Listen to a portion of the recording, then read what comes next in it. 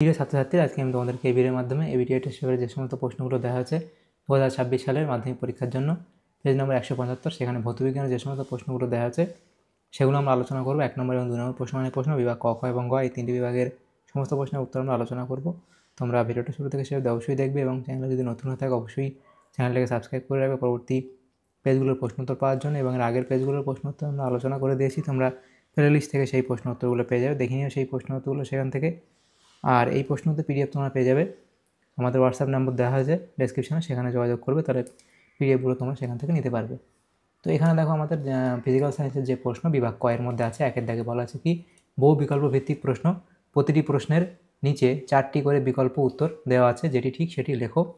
এখানে 15টা প্রশ্ন আছে, 1 নম্বর করে দেওয়া আছে। একের দাগের 1 বলা হচ্ছে দেখো ওজোন স্তরের পক্ষে সবচেয়ে ক্ষতিকারক উপাদানটি হলো, ওজোন স্তরের পক্ষে সবচেয়ে ক্ষতিকারক উপাদানটি হলো, তাহলে এটা হবে কোনটা?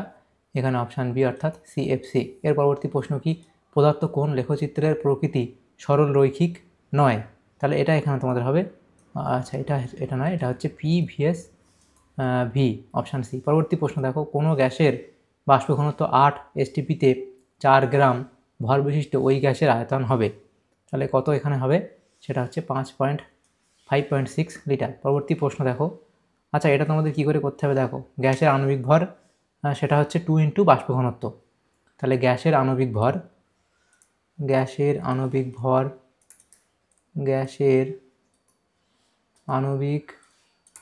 ভর সেটা হলো 2 ইন্টু বাষ্প ঘনত্বের সমান, 2 ইন্টু বাষ্প ঘনত্বের সমান। তাহলে দেখো এবার এখানে দেখো যেটা বলা আছে আমাদের, যে বাষ্প ঘনত্বটা কত বলা আছে? 8 বলা আছে, তাহলে 2 গুণ 8, তাহলে কত হবে এখানে? 16, তাহলে এটা হবে কত আমাদের? 16 হলো, 16 গ্রাম পার মোল হলো। তাহলে 16 গ্রাম গ্যাস STPতে আয়তন দখল করে কত? 22.4 লিটার, তাহলে 4 গ্রাম কত করবে? তাহলে দেখো এটা হচ্ছে 16 গ্রাম গ্যাস STPতে আয়তন দখল করে কত? STPতে 22.4 লিটার আয়তন দখল করে, ঠিক আছে। তাহলে আমাদের এবার 4 গ্রাম বার করতে বলো, 4 গ্রাম গ্যাস STPতে কতটা আয়তন দখল করবে? 22.4 ভাগ নিচে কত হবে আমাদের? আচ্ছা 22.4 ইন্টু এই যে 4 লিটার বাই 16 আসবে আমাদের। একে কত? 4-এ কত বার? 16 গ্রামে কত? 1 গ্রামে কত? 4 গ্রামে কত বার করলে এটা আসবে। এবার ক্যালকুলেশন করলে এটা তোমাদের ওই 5.6 লিটারের কাছাকাছি আসবে। পরবর্তী প্রশ্ন দেখো, এটা উত্তর হবে। পরবর্তী প্রশ্ন নিম্নোক্ত পদার্থগুলির মধ্যে কোনটির তাপ পরিবাহিতা সর্বোচ্চ, তাহলে সেটা এখানে হবে কোনটা? অপশান সি অর্থাৎ হিরে। পরবর্তী প্রশ্ন কি একটি উত্তল লেন্সের ফোকাস দৈর্ঘ্য 10 সেন্টিমিটার, নিচের কোনো বস্তু দূরত্বের জন্য একে বিবর্ধন কাঁচ হিসেবে ব্যবহার করা যাবে। তো এটা দেখো যেটা হচ্ছে বিবর্ধন কাঁচ ব্যবহার করা যাবে, সেটা হচ্ছে দেখো বিবর্ধন কাঁচ হিসেবে ব্যবহার করার জন্য উত্তল লেন্সের সামনে বস্তুটিকে ফোকাস দূরত্বের মধ্যে রাখতে হবে। এবার যেহেতু ফোকাস দূরত্ব কত বলা আছে? 10 বলা হয়েছে, তাহলে 10-এর থেকে কম হতে হবে। তাহলে দেখো এখানে 10-এর থেকে কম ভ্যালু কোনটা? 15 হবে না, 7 হবে না, 20 হবে না, 10ও হবে না, 7 হবে। তাহলে 10-এর থেকে কম ভ্যালু যেটা সেটা হবে 7 সেন্টিমিটার, এটা হবে। তো পরবর্তী প্রশ্ন দেখো বলা হচ্ছে কি যে অস্বচ্ছ কোনো বস্তুর বর্ণ সৃষ্টি হয়, তো এই প্রশ্নটা একবার তোমরা দেখে নিও, এটা আমার মনে হয় বিক্ষেপণ হবে, এটা একবার দেখে নিও। পরবর্তী 1.7 দাগের প্রশ্ন বলা হচ্ছে দেখো নিম্নলিখিত কোন আধানের মানটি বাস্তবে সম্ভব, সেটা এখানে হবে অপশান সি অর্থাৎ 3.2 × 10⁻⁻19 সি। এর পরবর্তী প্রশ্ন হচ্ছে দেখো সেটা বলা হয়েছে কি 1.8 দাগের প্রশ্ন যান্ত্রিক শক্তি থেকে তড়িৎ শক্তি রূপান্তরের যন্ত্র হলো, সেটা হলো এসি জেনারেটর। পরবর্তী প্রশ্ন কোনো তেজস্ক্রিয় মৌল থেকে নির্গত বিটা রশ্মি হলো, তাহলে কী হবে? বিটা রশ্মি হলো কি ইলেকট্রনের স্রোত, বিটা রশ্মি কি? সেটা হবে ইলেকট্রনের স্রোত। এর পরবর্তী প্রশ্ন দেখো সেটা বলা হয়েছে কি যে পর্যায় সারণীর কোনো শ্রেণী বরাবর যেটির পরিবর্তন হয় না, তাহলে সেটা কি হবে? সেটা হচ্ছে এখানে যোজক ইলেকট্রন সংখ্যা। পরবর্তী প্রশ্ন দেখো মৃদু তড়িৎ বিশ্লেষ্য পদার্থের জলীয় দ্রবণে উপস্থিত থাকবে কি কেবল অণু কেবল, আচ্ছা এটা হবে আয়ন ও অণু উভয়ের। পরবর্তী প্রশ্ন 1.12 দাগের প্রশ্ন, প্রদত্ত কোন গ্যাসটি জলের নিম্ন অপসারণ দ্বারা সংগ্রহ করা হয়? সেটা হলো N2 অপশান সি। এর পরবর্তী প্রশ্ন দেখো, নিচের কোন ধাতু জোটটি ব্রোঞ্জ ও কাঁসা উভয় সংকর ধাতুতে বিদ্যমান? তাহলে সেটা হচ্ছে কপার ও টিন অপশান বি। এর পরবর্তী প্রশ্ন হচ্ছে দেখো, ইথাইল অ্যালকোহলের নিরুদানে কোনটি উৎপন্ন হয়? এটা হবে তোমাদের C2H4 অপশান সি। পরবর্তী প্রশ্ন, কিটোন যৌগের কার্যকরী গ্রুপ কোনটি? তাহলে কিটোন যৌগের কার্যকরী গ্রুপ হলো অপশান ডি এটা। পরবর্তী প্রশ্ন দেখো, বিভাগ খ 2 দাগে নিম্নলিখিত প্রশ্নগুলি উত্তর দাও, বিকল্প প্রশ্নগুলি লক্ষণীয়। 21টা প্রশ্ন আছে, 1 নম্বর করে দেওয়া হয়েছে। তো সেখানে দেখো প্রথম প্রশ্ন কী আছে আমাদের বলা, বায়োগ্যাসের প্রধান উপাদান কি? তাহলে বায়োগ্যাসের প্রধান উপাদান কি সেটা তোমরা এখানে জানো, সেটা হলো কি মিথেন CH4, মিথেন CH4। পরবর্তী প্রশ্ন দেখো, বায়ুমণ্ডলের কোন স্তর জলবায়ু নিয়ন্ত্রণ করে? তাহলে সেটা কি লিখবে, ট্রোপোস্ফিয়ার, ট্রোপোস্ফিয়ার। পরবর্তী প্রশ্ন কি অথবা দিয়ে, সূর্যালোকের ড্যাশ রশ্মির জন্য সোলার কুকার কাজ করে? তাহলে হবে অবলোহিত, অবলোহিত রশ্মির জন্য। পরবর্তী প্রশ্ন দেখো, PV = nRT সমীকরণে কোনটি ধ্রুবক থাকে? সেটা হচ্ছে আর। পরবর্তী প্রশ্ন কি, -273 ডিগ্রি সেন্টিগ্রেড উষ্ণতায় গ্যাস অণুর গতিবেগ 0 হয়, সত্য না মিথ্যা? তাহলে এটা এখানে কি বলা আছে তোমাদের, সত্য বলা আছে। 2005 দাগের প্রশ্ন বলা আছে দেখো, উষ্ণতা বৃদ্ধিতে ধাতব পরিবাহিতা কী রূপে বৃদ্ধি পায়? তাহলে সেটা হবে কি, উষ্ণতা বৃদ্ধিতে ধাতব পরিবাহিতা হ্রাস পায় বা কমে যায়। তাহলে এটা হলো। এর পরবর্তী প্রশ্ন দেখো কি বলা হয়েছে, পরবর্তী প্রশ্ন হচ্ছে অথবা দিয়ে, তরলের আপাত ও প্রকৃত প্রসারণ গুণাঙ্কের মধ্যে কোনটি তরলের নিজস্ব বৈশিষ্ট্য? তাহলে সেটা হবে কোনটি তরলের নিজস্ব বৈশিষ্ট্য হবে? তাহলে সেটা হচ্ছে যে প্রকৃত প্রসারণ গুণাঙ্ক তরলের নিজস্ব বৈশিষ্ট্য। তাহলে এখানে কই সেটা গেল তরলের প্রকৃত প্রসারণ গুণাঙ্ক, অর্থাৎ লিখবে প্রকৃত প্রসারণ গুণাঙ্ক। এর পরবর্তী প্রশ্ন দেখো, দুই মাধ্যমে প্রতিসরণের সময় লম্ব আপতনের ক্ষেত্রে কোনো আলোকরশ্মির কৌণিক চ্যুতি কত? তাহলে সেটা হবে কি 0 ডিগ্রি। অথবা দিয়ে প্রশ্ন দেখো, ড্যাশ লেন্স সর্বদাই অসদ্ধম গঠন করে? তাহলে এটা তোমরা কি লিখবে, অবতল লেন্স। এর পরবর্তী প্রশ্ন দেখো বলা আছে কি, যে শূন্যস্থানে অতিবেগুনি রশ্মির বেগ কত? শূন্যস্থানে অতিবেগুনি রশ্মির বেগ কত? তাহলে সেটা হবে কি 3 × 10⁸ মিটার/সেকেন্ড। তো এটা ঠিক করে লিখে দেই, 3 × 10⁸ মিটার/সেকেন্ড। পরবর্তী প্রশ্ন কি, ফিউজ তারকে মূল বর্তনীর সাথে শ্রেণী সমবায় যুক্ত করা হয়, সত্য বা মিথ্যা লেখো? তাহলে এটা এখানে কি বলা হয়েছে আমাদের, সত্য বলা হয়েছে। এর পরবর্তী প্রশ্ন, বিভব প্রভেদ একই রেখে রোধ অর্ধেক করলে কোনো পরিবাহীর প্রবাহ মাত্রার কিরূপ পরিবর্তন ঘটবে? তাহলে বিভব প্রভেদ একই রেখে রোধ অর্ধেক করলে কোনো পরিবাহীর প্রবাহ মাত্রার কিরূপ পরিবর্তন ঘটবে? সেটা হবে কি, যে প্রবাহ মাত্রা দ্বিগুণ হবে। তাহলে কি হবে, প্রবাহ মাত্রা দ্বিগুণ হবে, প্রবাহ মাত্রা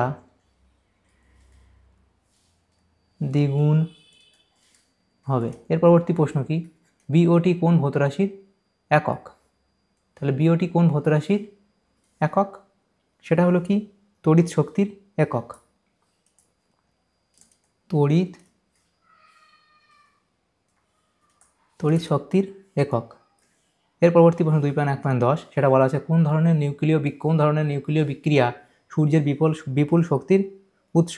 তাহলে নিউক্লিয় সংযোজন, সেটা হচ্ছে কি নিউক্লিয় সংযোজন। তাহলে হলো এই প্রশ্নগুলো হলো। এর পরবর্তী প্রশ্ন দেখো 2.11, বাম স্তম্ভ এবং ডান স্তম্ভ মেলাও একটি ক্ষারীয় মৃত্তিকা ধাতু, সেটা হবে Mg। অ্যামালগামের সর্বদা একটি উপাদান, সেটা হলো Hg। বক্সাইট থেকে নিষ্কাশিত হয় সেটা কি? Option A aluminium. পিতল ও ব্রোঞ্জ উভয়ে উপস্থিত, সেটা হবে বি Cu। এর পরবর্তী প্রশ্ন দেখো 2.12, একটি সমযোজী যৌগের নাম করো সেটি জলীয় দ্রবণে আয়নীয় যৌগ হিসেবে আচরণ করে। তাহলে সেটা হচ্ছে কি? Hydrogen chloride. Hydrogen chloride.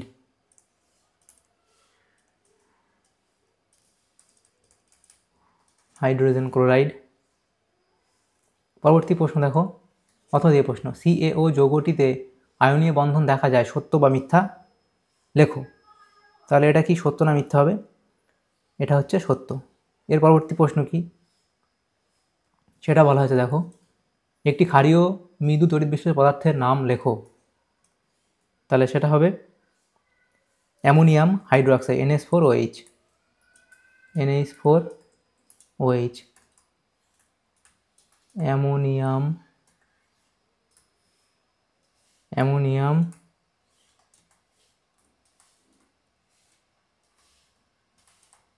Hydroxide. এর পরবর্তী প্রশ্ন কি, NaCl এর জলীয় দ্রবণের তড়িৎ বিশ্লেষণ করলে ক্যাথোডে ড্যাশ উৎপন্ন হয়। সেটা হবে কি? হাইড্রোজেন গ্যাস উৎপন্ন হয়।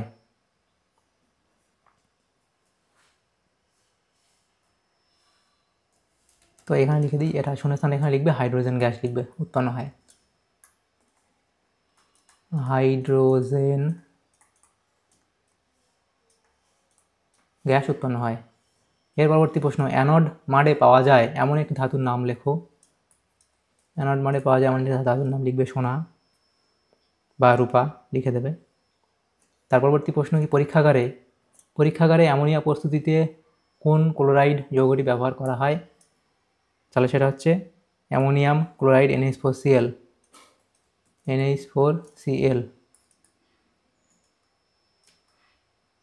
Ammonium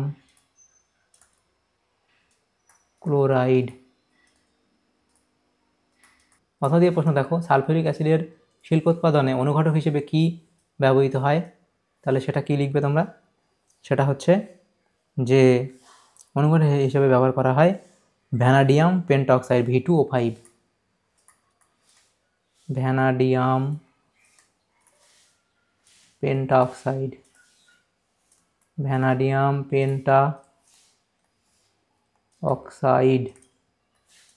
V2O5। এর পরবর্তী প্রশ্ন দেখো, বলা হয় জার্মান সিলভারের পরিমাণ কত। জার্মান সিলভারের পরিমাণ কত? তাহলে সেটা হচ্ছে 0%। অথবা দিয়ে প্রশ্ন, আত্মঘাতী অ্যানোড হিসেবে কোন ধাতু ব্যবহার করা হয়। তাহলে সেটা হলো কি? জিঙ্ক।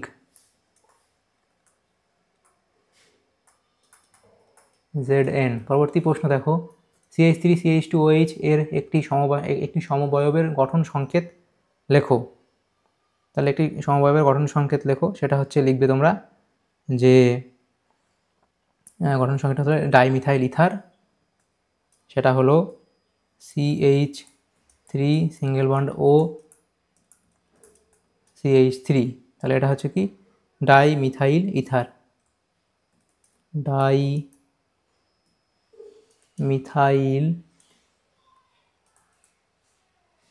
ইথার। তাহলে হলো এটা। পরবর্তী প্রশ্ন, CH3CH2COOH এর IUPAC নাম লেখো। তাহলে এর IUPAC নাম হচ্ছে কি? সেটা হলো propanoic acid. Propanoic acid. Propanoic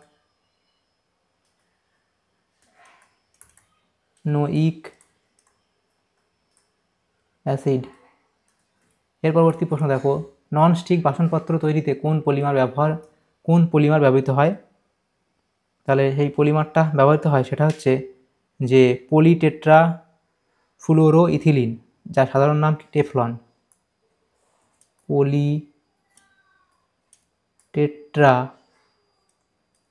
পলিটেট্রা ফ্লুওরো